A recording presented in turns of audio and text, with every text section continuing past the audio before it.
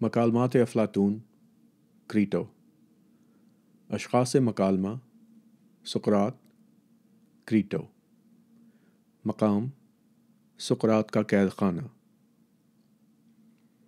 سقراط تم اس وقت کیوں آئے کریٹو؟ ابھی تو بہت سویرا ہوگا۔ کریٹو ہاں بے شک۔ ٹھیک وقت کیا ہے؟ پاؤ پھٹ رہی ہے۔ تعجب ہے کہ قید خانے کے محافظ نے تمہیں آنے دیا۔ وہ مجھے جانتا ہے کیونکہ میں اکثر آتا رہتا ہوں سقراط۔ اس کے علاوہ میں نے اس کے ساتھ کچھ اچھا سلوک بھی کیا ہے۔ کیا تم ابھی پہنچے ہو؟ نہیں، مجھے آئے تھوڑی دیر ہوئی۔ تو پھر تم چپ کیوں بیٹھے رہے؟ فوراً جگا دیا ہوتا۔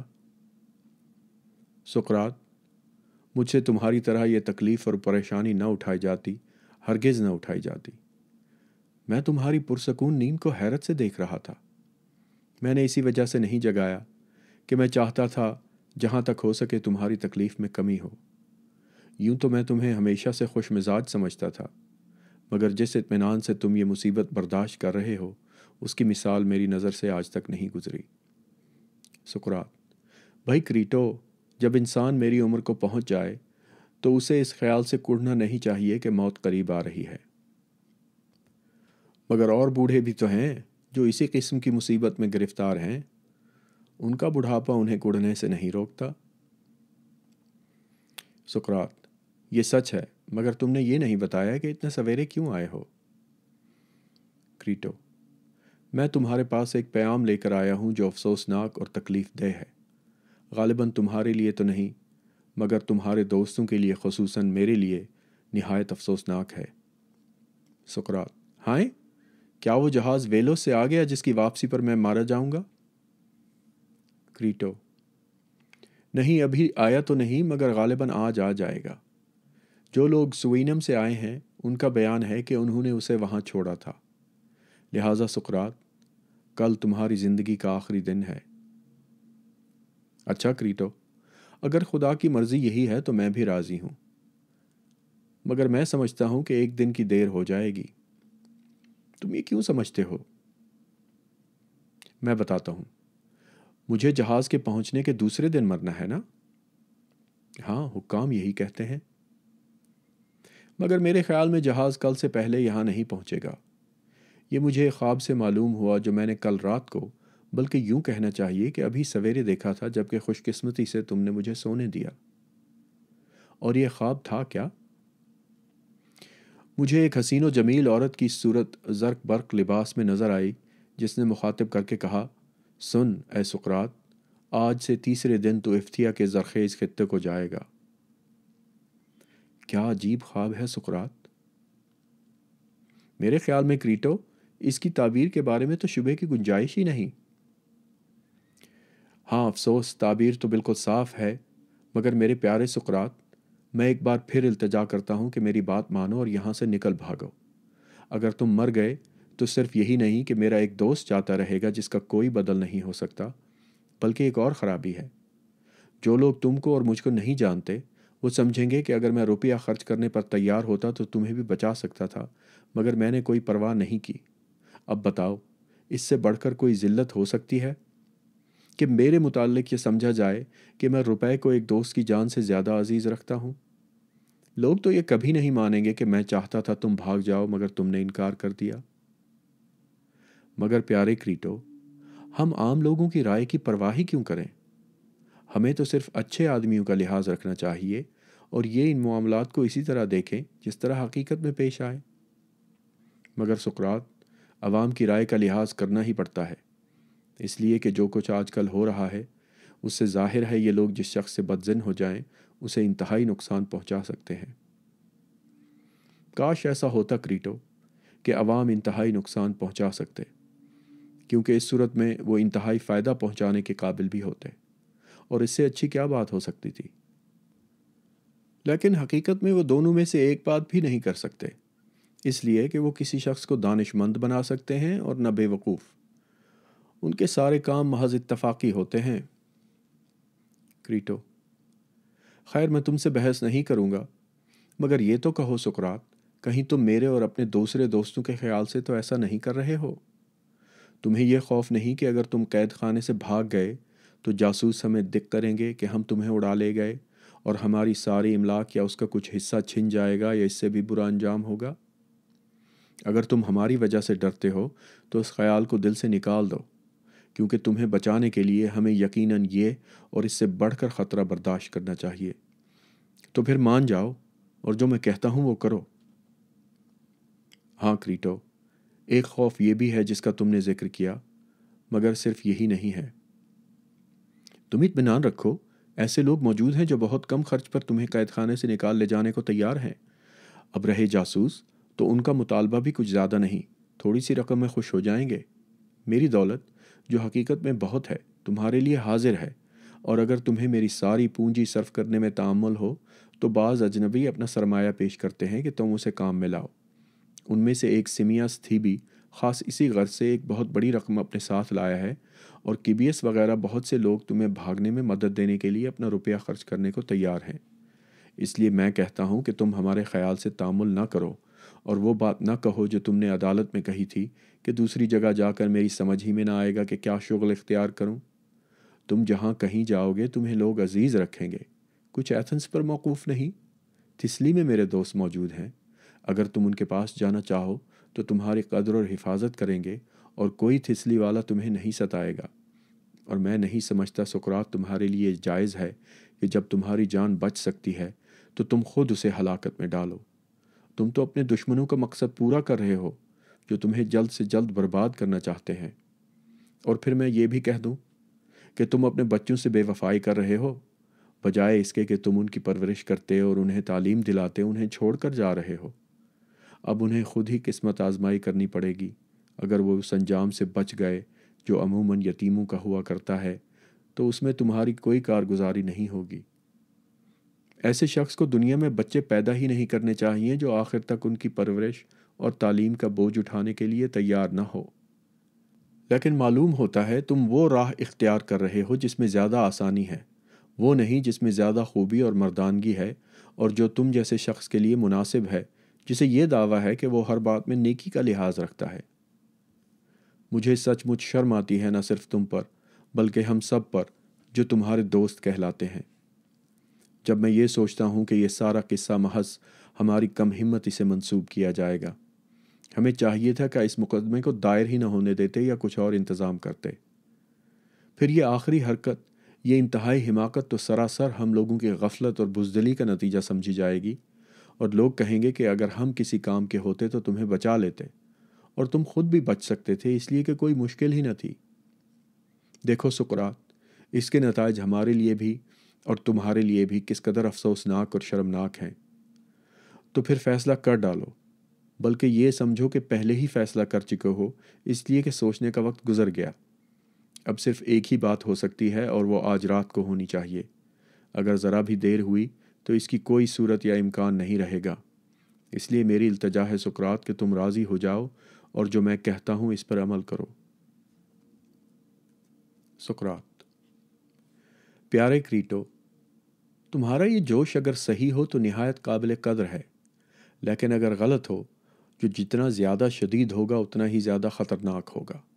لہٰذا ہمیں سوچ لینا چاہیے کہ میں تمہارے کہنے پر عمل کروں یا نہ کروں، اس لیے کہ میری طبیعت ہمیشہ سے عقل کی راہ پر چلتی ہے، جو غور کرنے کے بعد مجھے سب سے بہتر معلوم ہو۔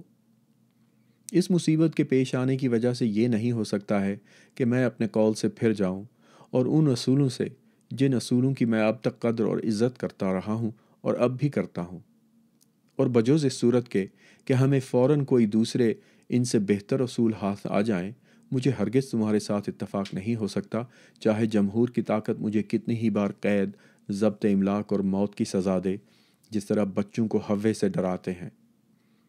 اس مسئلے پر غور کرنے کا سب سے معقول طریقہ کیا ہو سکتا ہے؟ کیا میں پھر لوگوں کی رائے کے بارے میں تمہاری پرانی بحث کی طرف رجوع کروں؟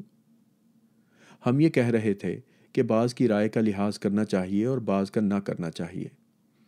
اب بتاؤ کہ یہ بات جو میری سزا کا حکم سنائے جانے سے پہلے کہی گئی تھی ٹھیک ہے یا نہیں؟ کیا وہ بحث جو پہلے معقول تھی اب محض بکواس ثابت ہوئی، محض بچوں کی سی محمل گفتگو؟ یہ وہ سوال ہے کریٹو جس پر میں تمہاری مدد سے غور کرنا چاہتا ہوں۔ آیا موجودہ حالات میں ہمیں اپنا استدلال کچھ مختلف نظر آتا ہے یا نہیں، اور میں اسے تسلیم کروں یا نہ کروں؟ اس کا خلاصہ، جس پر میرے خیال میں بہت سے مستند اشخاص متفق ہیں، یہ تھا کہ جیسا میں ابھی کہہ رہا تھا، بعض لوگوں کی رائے کا لحاظ کیا جائے اور بعض کی رائے کا نہ کیا جائے۔ اب سوچو کریٹو کہ تمہیں تو کل مرنا نہیں، کم سے کم انسانی عقل کو اس کا کوئی احتمال نظر نہیں آتا، لہٰذا تمہاری رائے بے لوث ہوگی اور تم گرد و پیش کے حالات سے دھوکہ نہیں کھاؤ گے۔ تم ہی بتاؤ میری یہ بات صحیح ہے یا نہیں کہ بعض رائیں اور صرف بعض اشخاص کی رائیں قابل قدر ہیں اور باقی رائیں اور باقی لوگوں کی رائیں قابل قدر نہیں ہیں؟ میں تم سے پوچھتا ہوں کہ میرا یہ دعویٰ صحیح ہے یا نہیں؟ کریٹو: یقیناً۔ سقراط: اچھوں کا لحاظ کرنا چاہیے، بروں کا نہیں کرنا چاہیے۔ اور کیا؟ اور دانش مندوں کی رائے اچھی اور بے وقوفوں کی رائے بری ہوتی ہے؟ یقیناً۔ اچھا، ایک اور مسئلے میں ہم لوگوں نے کیا کہا تھا؟ کیا وہ شخص جو ورزش کا شغل اختیار کرتا ہے ہر ایک کی تعریف اور مذمت اور رائے کی پرواہ کرتا ہے، یا صرف ایک شخص کی، خواہ وہ اس کا معالج ہو یا استاد؟ صرف ایک شخص کی، اور اسے بہت سے لوگوں کی نہیں بلکہ صرف ایک شخص کی مذمت سے ڈرنا چاہیے اور تعریف سے خوش ہونا چاہیے؟ ظاہر ہے۔ اور اسے اس طریقے سے کام کرنا، ورزش کرنا، کھانا پینا چاہیے جسے ایک فرد واحد یعنی اس کا استاد جو صاحب فہم ہے مناسب سمجھتا ہے، نہ کہ اور سب لوگوں کی رائے کے مطابق۔ سچ ہے۔ اگر وہ ایک شخص کی رائے کو نظر انداز کر کے اس کی خلاف ورزی کرے اور ان بہت سے لوگوں کی رائے مان لے جو بالکل نافہم ہیں، تو نقصان اٹھائے گا یا نہیں؟ یقیناً نقصان اٹھائے گا۔ اور وہ نقصان کیا ہوگا؟ کس طرف رخ کرے گا اور خلاف ورزی کرنے والے کی کس چیز پر اثر ڈالے گا؟ ظاہر ہے کہ اس کے جسم پر اثر ڈالے گا۔ یہی چیز ہے جسے یہ نقصان برباد کر دیتا ہے۔ بہت اچھے۔ اب بتاؤ کریٹو، کیا یہ بات دوسری چیزوں پر صادق نہیں آتی جنہیں ایک ایک کر کے گنوانے کی ضرورت نہیں؟ کیا عدل و ظلم، حسن و قبح، نیک و بد کے مسائل میں جن پر ہم اس وقت بحث کر رہے ہیں، ہمیں بہت سے لوگوں کی رائے پر عمل کرنا اور ان سے ڈرنا چاہیے، یا ایک شخص کی رائے پر جو صاحب فہم ہے؟ کیا ہمارا یہ فرض نہیں کہ تمام دنیا سے زیادہ اس سے ڈریں اور اس کا احترام کریں؟ اور اگر ہم اس کا ساتھ چھوڑ دیں تو کیا اپنے نفس کے اس جوہر کو برباد نہ کر دیں گے جو عدل سے بنتا اور ظلم سے بگڑتا ہے؟ آخر یہ جوہر وجود رکھتا ہے یا نہیں؟ یقیناً سقراط۔ ایسی ایک اور مثال لے لو۔ اگر ہم نافہم لوگوں کے مشورے پر عمل کر کے اس چیز کو برباد کر دیں جو تندرستی سے بنتی اور بیماری سے بگڑتی ہے، تو زندگی کا لطف باقی رہے گا؟ اور یہ چیز جو برباد ہوتی ہے جسم ہی ہے نا؟ ہاں۔ اگر ہمارا جسم خراب اور فاسد ہو تو ہم زندہ رہ سکتے ہیں؟ ہرگز نہیں۔ اور کیا اس صورت میں زندگی کا لطف باقی رہے گا اگر انسان کا وہ اعلیٰ جوہر برباد ہو جائے جو عدل سے بنتا اور ظلم سے بگڑتا ہے؟ کیا ہم انسان کے اس جوہر کو، خواہ وہ کچھ بھی ہو، جس کا تعلق عدل اور ظلم سے ہے، جسم سے کمتر سمجھتے ہیں؟ ہرگز نہیں۔ پھر کیا اسے جسم سے برتر سمجھتے ہیں؟ بدرجہ برتر۔ تو میرے دوست، ہمیں اس کی پرواہ نہیں کرنی چاہیے کہ عام لوگ ہمارے متعلق کیا کہتے ہیں، بلکہ یہ سوچنا چاہیے کہ وہ ایک شخص جو عدل اور ظلم کی ماہیت کو سمجھتا ہے کیا کہے گا اور حق کیا کہے گا۔ اس لیے جب تم نے یہ مشورہ دیا کہ ہمیں عدل و ظلم، بد و نیک، عزت و ذلت کے بارے میں عام لوگوں کی رائے کا لحاظ رکھنا چاہیے، تو گویا بسم اللہ ہی غلط کر دی۔ مگر ممکن ہے کوئی شخص یہ کہے کہ عام لوگ ہمیں قتل جو کر دیں گے۔ ہاں سقراط، ظاہر ہے کہ یہی جواب دیا جائے گا۔ اور یہ ٹھیک ہے۔ پھر بھی مجھے یہ دیکھ کر تعجب ہوتا ہے کہ ہمارا پرانا دعویٰ بدستور اپنی جگہ پر قائم ہے۔ مگر کیا میں ایک اور دعوے کے متعلق بھی یہی بات کہہ سکتا ہوں کہ اصل میں زندگی کی نہیں بلکہ اچھی زندگی کی قدر کرنی چاہیے؟ کریٹو: ہاں، یہ بھی اپنی جگہ پر قائم ہے۔ سقراط: اچھی زندگی باعدل اور باعزت زندگی کا نام ہے، یہ دعویٰ بھی صحیح ہے؟ ہاں، صحیح ہے۔ ان مقدمات کی بنا پر میں اس مسئلے پر بحث کروں گا کہ مجھے بغیر اہل ایتھنز کی اجازت کے قید خانے سے نکل بھاگنا چاہیے یا نہیں۔ اگر میرے لیے بھاگنا صریحاً جائز ہے تو میں اس کی کوشش کروں گا، ورنہ نہیں۔ اور چیزیں جن کا تم ذکر کرتے ہو، یعنی روپے کا سوال، بے عزتی کا ڈر اور بچوں کی تعلیم کا خیال، میرے خیال میں محض عوام کے نظریات ہیں۔ وہ تو اگر ان کے امکان میں ہو، لوگوں کو زندہ کرنے پر اسی طرح مستعد ہو جائیں جس طرح قتل کرنے پر مستعد رہتے ہیں، بغیر کسی معقول وجہ کے۔ اب چونکہ یہاں تک ہمارا سارا استدلال تسلیم کیا جا چکا ہے، اس کے بعد صرف ایک ہی سوال باقی رہ جاتا ہے: آیا ہمارے لیے جائز ہے کہ ہم بھاگیں یا دوسروں سے اپنے بھاگنے میں مدد لیں اور انہیں روپے کی یا شکریہ کی شکل میں اس کا معاوضہ دیں، یا دراصل یہ ناجائز ہے؟ اگر دوسری صورت ہے تو موت یا کسی اور مصیبت کو جو میرے نہ بھاگنے سے واقع ہوگی بحث میں لانا ہی نہ چاہیے۔ کریٹو: میرے خیال میں تم ٹھیک کہتے ہو سقراط، تو ہم کس طرح آگے بڑھیں؟ سقراط: آؤ ہم دونوں مل کر اس پر غور کریں۔ ممکن ہو تو تم میرے دعوے کو غلط ثابت کر دو، میں قائل ہو جاؤں گا، ورنہ میرے پیارے دوست، اب مجھ سے یہ نہ کہنا کہ مجھے اہل ایتھنز کی مرضی کے خلاف بھاگ جانا چاہیے۔ تم جو مجھے سمجھانے کی کوشش کرتے ہو اس کی میں دل سے قدر کرتا ہوں، لیکن اتنی بہتر رائے کے مقابلے میں تمہاری بات نہیں مان سکتا۔ تو اب مہربانی کر کے میرے پہلے دعوے پر غور کرو اور جس طرح مناسب سمجھو جواب دو۔ کریٹو: اچھی بات ہے۔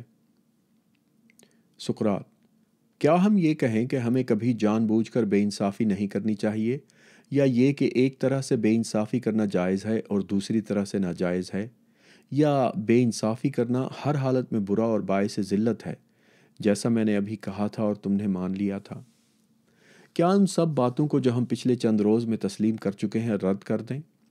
کیا اس عمر میں زندگی بھر سنجیدگی سے گفتگو کرنے کے بعد ہم پر یہ انکشاف ہوا کہ ہم میں اور بچوں میں کوئی فرق نہیں، یا عام لوگوں کی رائے کے باوجود چاہے نتیجہ اچھا ہو یا برا، ہم اس پر زور دیں کہ جو ہم نے اس وقت کہا تھا وہ سچ تھا، یعنی ظلم یا بے انصافی کا کام کرنے والوں کے لیے برا اور باعث ذلت ہے؟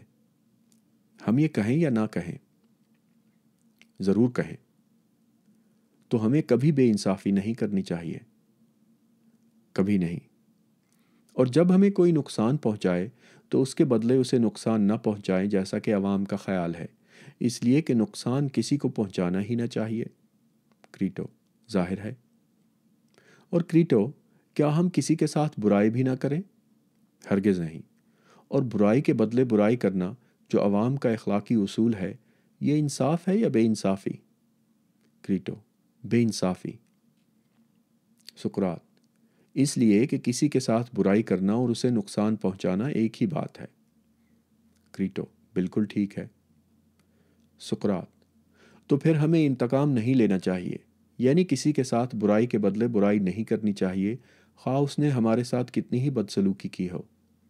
مگر سوچ لو کریٹو، کیا تمہارا واقعی وہی خیال ہے جو تم کہہ رہے ہو؟ اس لیے کہ یہ رائے زیادہ آدمیوں کی نہ کبھی تھی اور نہ ہوگی، اور اس کے مخالفوں اور موافقوں میں کوئی بنائے اشتراک نہیں۔ جب وہ دیکھتے ہیں کہ ان میں کس قدر شدید اختلاف ہے تو لا محالہ ایک دوسرے کو حقیر سمجھتے ہیں۔ تو اب بتاؤ، کیا تم میرے پہلے اصول سے متفق ہو اور اسے تسلیم کرتے ہو کہ نقصان پہنچانا یا انتقام لینا یا برائی کو برائی سے روکنا کسی صورت میں جائز نہیں؟ کیا ہم اسے اپنے استدلال کا مقدمہ قرار دیں یا تمہیں اس سے اختلاف ہے؟ میں تو ہمیشہ یہی سمجھتا رہا اور اب بھی سمجھتا ہوں، لیکن اگر تمہاری کچھ اور رائے ہو گئی ہو تو بتاؤ، اور جو تم اسی پہلے خیال پر قائم ہو تو میں ایک قدم آگے بڑھوں۔ تم شوق سے آگے بڑھو، اس لیے کہ میں نے اپنی رائے نہیں بدلی ہے۔ تو پھر میں اگلی بات کو لیتا ہوں، جو ایک سوال کی شکل میں ظاہر کی جا سکتی ہے: کیا انسان کو وہی کرنا چاہیے جسے وہ حق مانتا ہے، یا حق کو چھوڑ دینا چاہیے؟ کریٹو: اسے وہی کرنا چاہیے جسے وہ حق سمجھتا ہے۔ سقراط: اگر یہ صحیح ہے تو اس کا عملی نتیجہ کیا ہے؟ میں اہل ایتھنز کی مرضی کے خلاف قید خانے سے چلا جاؤں تو کسی کے ساتھ بے انصافی ہوگی یا نہیں، بلکہ یوں کہنا چاہیے کہ ان لوگوں کے ساتھ بے انصافی ہوگی یا نہیں جن کے ساتھ مجھے خاص طور پر اچھا سلوک کرنا چاہیے۔ کیا یہ ان اصولوں سے غداری نہیں ہے جنہیں ہم قرین انصاف تسلیم کر چکے ہیں؟ بتاؤ کیا کہتے ہو؟ کریٹو: میں کچھ نہیں کہہ سکتا سقراط، اس لیے کہ میری سمجھ میں کچھ نہیں آتا۔ سقراط: تو پھر مسئلے پر اس پہلو سے غور کرو۔ فرض کرو کہ میں فرار ہونے پر تیار ہوں، تمہیں اختیار ہے اس عمل کو جو چاہو کہو، اور قوانین اور حکومت اگر مجھ سے باز پرس کرتے ہیں اور یہ کہتے ہیں بتاؤ سقراط یہ تم کیا غضب کرتے ہو، کیا تم اپنے ایک فعل سے ہم سب کو تباہ نہیں کر رہے ہو، کل قوانین کو اور ساری ریاست کو جہاں تک تمہارے اختیار میں ہے؟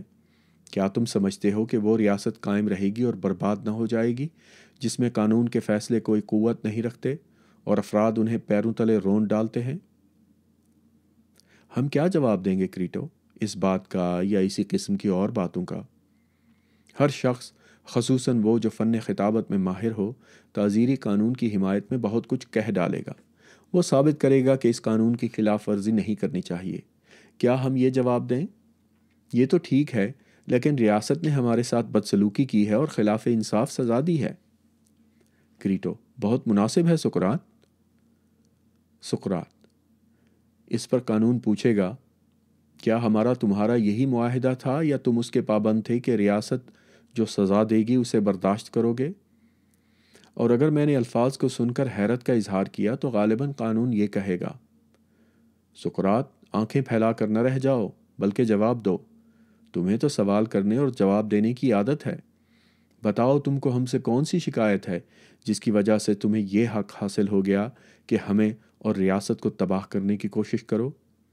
کیا ہم تمہارے وجود میں آنے کا باعث نہیں ہوئے؟ تمہارے باپ نے ہماری مدد سے تمہاری ماں سے شادی کی اور اس طرح تم پیدا ہوئے۔ کیا تمہیں ہم میں سے ان قوانین پر اعتراض ہے جو شادی سے متعلق ہیں؟ مجھے جواب دینا پڑے گا کہ نہیں، مجھے کوئی اعتراض نہیں۔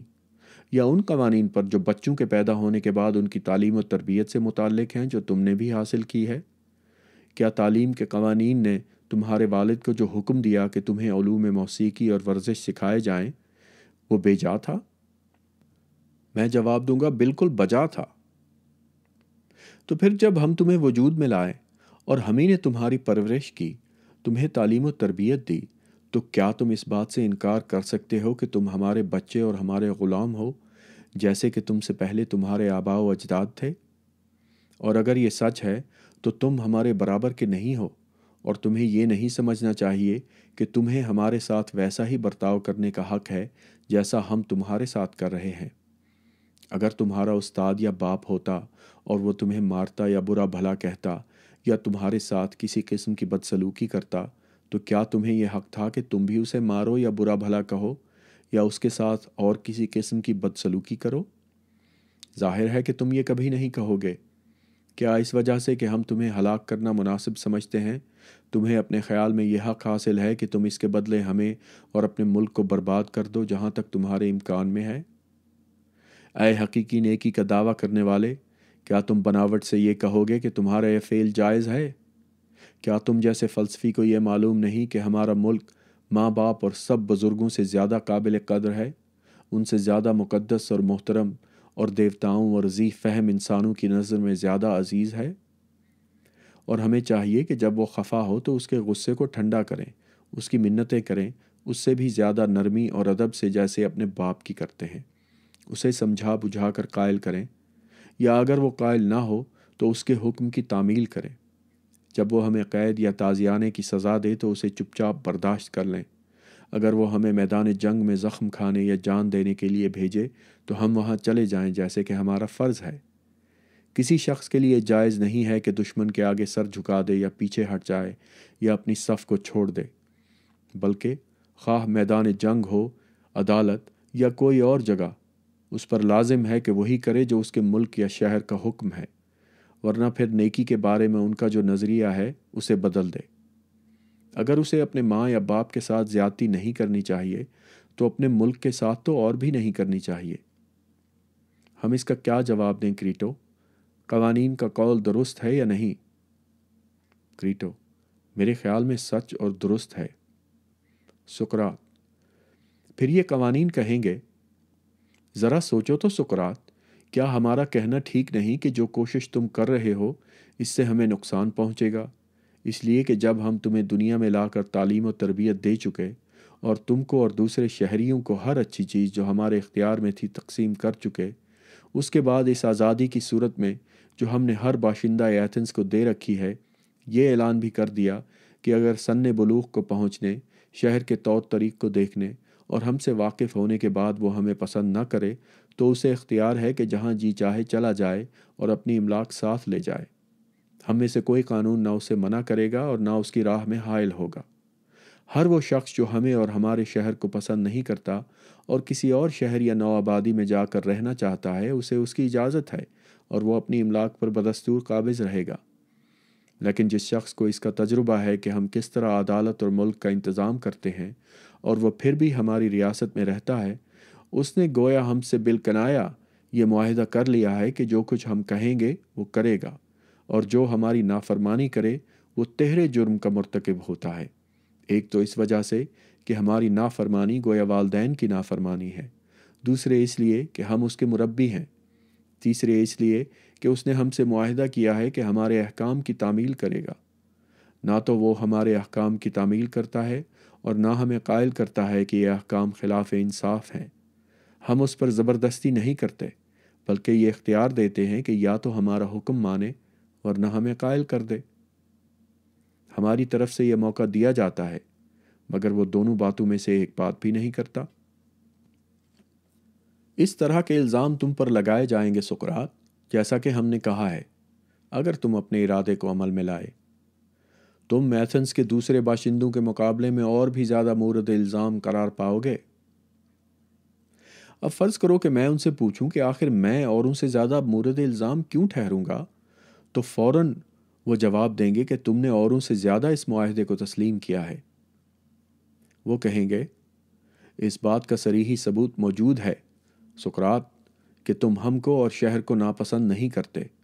ایتھنز کے باشندوں میں تم سب سے زیادہ شہر میں رہے ہو، اور چونکہ تم یہاں سے کبھی باہر نہیں جاتے، اس لیے یہ سمجھا جا سکتا ہے کہ تمہیں اس سے محبت ہے۔ نہ تم ایک بار کے سوا کبھی کھیل دیکھنے استمس گئے اور نہ کہیں اور بجز ان موقعوں کے جب فوجی خدمت انجام دے رہے تھے۔ تم دوسرے لوگوں کی طرح سفر نہیں کرتے، تمہیں دوسری ریاستوں اور ان کے قوانین کو دیکھنے کا شوق نہیں۔ تمہاری محبت کا دائرہ تو بس ہم تک اور ہماری ریاست تک محدود ہے۔ تم ہمیں خاص طور پر عزیز رکھتے تھے، ہماری حکومت سے راضی تھے۔ اسی شہر میں تم نے بچے پیدا کیے، جو اس بات کا ثبوت ہے کہ تم اس سے مطمئن تھے۔ اس کے علاوہ مقدمے کے دوران میں تم چاہتے تو اپنے لیے جلا وطنی کی سزا تجویز کر دیتے۔ ریاست اب تمہیں جانے کی اجازت نہیں دیتی، مگر اس وقت دے دیتی۔ لیکن تم نے یہ ظاہر کیا کہ تم موت کو جلا وطنی پر ترجیح دیتے ہو اور مرنے کے لیے تیار ہو۔ اب تم ان سب اعلیٰ جذبات کو بھول گئے اور قوانین کا ادب کرنے کی بجائے ہمیں مٹانے کے درپے ہو، اور وہ حرکت کر رہے ہو جو صرف ایک ادنا غلام ہی کر سکتا ہے، یعنی بھاگ کر جا رہے ہو اور ان سب معاہدوں سے پھرے جاتے ہو جو تم نے شہری کی حیثیت سے کیے تھے۔ سب سے پہلے تو اسی سوال کا جواب دو، کیا ہمارا یہ کہنا ٹھیک ہے کہ تم نے نہ صرف قول سے بلکہ فعل سے ہمارے زیر حکومت رہنے کا معاہدہ کیا تھا؟ بتاؤ، یہ بات سچ ہے یا نہیں؟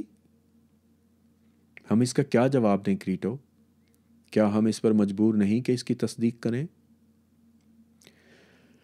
اس کے سوا کوئی چارہ نہیں سقراط۔ تو پھر کیا وہ یہ نہیں کہیں گے؟ سقراط، تم ان معاہدوں کو توڑ رہے ہو جو تم نے فرصت سے سمجھ بوجھ کر کیے تھے، عجلت یا جبر یا فریب کی حالت میں نہیں، بلکہ 70 سال تک غور کرنے کے بعد۔ اس اثنا میں تمہیں یہ آزادی تھی کہ اگر تم ہمیں پسند نہیں کرتے یا ہمارے معاہدوں کو خلاف انصاف سمجھتے ہو تو شہر کو چھوڑ کر چلے جاؤ۔ تمہیں انتخاب کا موقع حاصل تھا، خواہ لکیڈیمون چلے جاتے یا کریٹ، جن دونوں ریاستوں کے نظم حکومت کی تم نے اکثر تعریف کی ہے، یا کسی اور یونانی یا غیر ملکی ریاست میں، مگر تم اور سب اہل ایتھن سے زیادہ ریاست سے، یا دوسرے الفاظ میں ان کے قوانین سے، اس لیے کہ بغیر قوانین کے ریاست کو کون پوچھتا ہے، اتنے خوش معلوم ہوتے تھے کہ تم نے اس کی حد سے باہر قدم نہیں رکھا۔ دولے لنگڑے اور اندھے بھی اس طرح جم کر ایک جگہ نہ رہتے ہوں گے جیسے تم رہے، اور اب تم بھاگنے پر آمادہ ہو اور اپنے معاہدے سے پھرے جاتے ہو۔ ہماری بات مانو تو یہ ہرگز نہ کرو سقراط۔ کیوں شہر سے فرار ہو کر اپنے آپ کو ہنسواتے ہو؟ ذرا سوچو تو کہ اگر تم اس طرح کی غلطی کرو گے تو تمہارا یا تمہارے دوستوں کا اس سے کیا فائدہ ہوگا؟ یہ بات کہ تمہارے دوست جلا وطن کر دیے جائیں گے اور حق شہریت سے محروم ہو جائیں گے یا اپنی املاک کھو بیٹھیں گے، قریب قریب یقینی ہے۔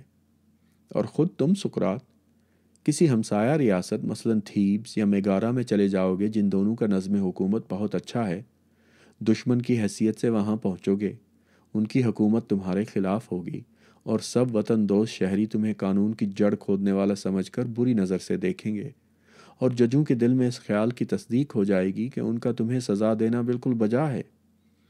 اس لیے کہ جو شخص قوانین کو بگاڑنے والا ہے، اغلب ہے کہ وہ انسانوں کے نوجوان اور ناسمجھ طبقے کا بگاڑنے والا بھی ہوگا۔ تو پھر کیا تم خوش آئین شہروں سے اور خوش خصلت انسانوں سے دور رہو گے؟ کیا ان شرائط پر زندگی قابل قبول ہوگی؟ یا تم ان کے پاس جا کر بے باکی سے گفتگو کرو گے؟ مگر تم ان سے کہو گے کیا؟ وہی جو تم یہاں کہا کرتے ہو کہ نیکی اور عدل اور رسوم و قوانین انسانوں میں بہترین چیزیں ہیں۔ کیا یہ بات مناسب ہوگی؟ ہرگز نہیں۔ لیکن اگر تم خوش آئین ریاستوں کو چھوڑ کر کریٹو کے دوستوں کے پاس تھیسلی چلے گئے جہاں بد نظمی اور بے اصولی کا دورہ ہے، تو وہ لوگ تمہارے قید خانے سے فرار ہونے کا قصہ سن کر بہت محظوظ ہوں گے اور اس میں زیب داستان کے لیے بہت سی مضحک باتوں کا اضافہ کر دیں گے کہ تم نے کس طرح بکری کی کھال اوڑھ رکھی تھی یا کوئی اور بہروپ اختیار کر رکھا تھا جیسا کہ مفرور شکل بدلنے کے لیے کیا کرتے ہیں۔ لیکن کیا کوئی شخص یہ پوچھنے والا نہ ہوگا کہ تھوڑے دن اور زندہ رہنے کی حقیر خواہش کی بنا پر تمہیں اس بڑھاپے میں مقدس ترین قوانین کو توڑتے ہوئے شرم نہیں آئی؟ شاید کوئی نہ پوچھے اگر تم نے ان سب کو خوش رکھا، لیکن اگر کبھی وہ خفا ہو گئے تو تمہیں بہت سی ذلت آمیز باتیں سننی پڑیں گی۔ تم زندہ تو رہو گے مگر کس حالت میں؟ سب لوگوں کے خوش آمدی اور خدمتگار بن کر۔ اور تمہارا شغل کیا ہوگا؟ تسلی میں رہنا اور کھانا پینا؟ گویا تم نے محض پیٹ بھرنے کی خاطر پردیس کا سفر اختیار کیا۔ اور یہ تمہارے عدل و خیر کے اعلیٰ خیالات کہاں چلے جائیں گے اگر تم یہ کہو کہ میں اپنے بچوں کی خاطر زندہ رہنا چاہتا ہوں، ان کی تعلیم و تربیت کرنا چاہتا ہوں؟ کیا تم انہیں اپنے ساتھ تھسلی لے جاؤ گے اور ایتھنز کی شہریت سے محروم کر دو گے؟ یہی وہ احسان ہے جو تم ان پر کرو گے؟ یا تم اس خیال میں ہو کہ اگر تم زندہ رہے، خواہ ان سے دور ہی کیوں نہ ہو، تو ان کی تعلیم و تربیت بہتر ہوگی اس لیے کہ تمہارے دوست ان کی خبرگیری کریں گے؟ تم سمجھتے ہو کہ اگر تم تھسلی کے باشندے ہوگے تو وہ تمہارے بچوں کی خبر لیں گے، اور اگر دوسری دنیا کے باشندے ہوگے تو وہ ان کی خبر نہیں لیں گے؟ حالانکہ اگر وہ لوگ جو اپنے آپ کو تمہارا دوست کہتے ہیں کسی کام کے ہیں تو وہ ان کی مدد کریں گے، یقیناً کریں گے۔ لہٰذا سقراط، ہم جنہوں نے تمہاری پرورش کی ہے جو کچھ کہتے ہیں کان دھر کر سنو۔ زندگی اور بچوں کو مقدم اور عدل کو مؤخر نہ سمجھو، بلکہ عدل کو سب سے مقدم سمجھو، تاکہ عالم زیریں کے حاکموں کی نظر میں تمہارا عمل صحیح ٹھہرے۔ اس لیے اگر تم نے کریٹو کی بات مان لی تو نہ تم کو اور تمہارے متعلقین کو اس دنیا میں زیادہ خوشی اور پاکی اور نیکی میسر ہوگی، اور نہ ہی دوسری دنیا میں زیادہ سعادت حاصل ہوگی۔ اب تم بے گناہ دنیا سے جا رہے ہو، مظلوم کی حیثیت سے، نہ کہ ظالم کی۔ تمہیں انسانوں نے سزا دی ہے، نہ کہ قوانین نے۔ لیکن اگر تم بدی کی عوض بدی کرو اور نقصان کے بدلے نقصان پہنچاؤ، ان معاہدوں کو جو ہم سے کیے ہیں توڑ دو، اور ان لوگوں کے ساتھ برا سلوک کرو جن سے تمہیں خاص طور پر اچھا سلوک کرنا چاہیے، یعنی اپنے دوستوں کے، اپنے ملک کے اور ہمارے ساتھ، تو جب تک تم زندہ ہو ہم تم سے بیزار رہیں گے، اور ہمارے بھائی یعنی عالم زیریں کے قوانین تمہیں دشمن سمجھیں گے، اس لیے کہ انہیں معلوم ہو جائے گا کہ تم نے ہمیں برباد کرنے کی پوری کوشش کی ہے۔ اس لیے تم ہماری بات مانو اور کریٹو کی نہ مانو۔ یہ ہے پیارے کریٹو وہ آواز جو میرے کانوں میں آ رہی ہے، جس طرح نئے کی آواز صوفی کے کانوں میں آتی ہے۔ سچ پوچھو تو یہ صدا میرے کان میں اس طرح گونج رہی ہے کہ میں اور کوئی صدا سن ہی نہیں سکتا، اور میں جانتا ہوں کہ اگر تم اور کچھ کہو گے تو بالکل بیکار ہوگا، پھر بھی اگر کچھ کہنا ہو تو کہو۔ کریٹو: مجھے کچھ نہیں کہنا ہے سقراط۔ سقراط: تو پھر مجھے چھوڑ دو کریٹو کہ میں خدا کی مشیت کو پورا کروں اور جدھر وہ لے جائے چلا جاؤں۔ مکالمہ ختم ہوا۔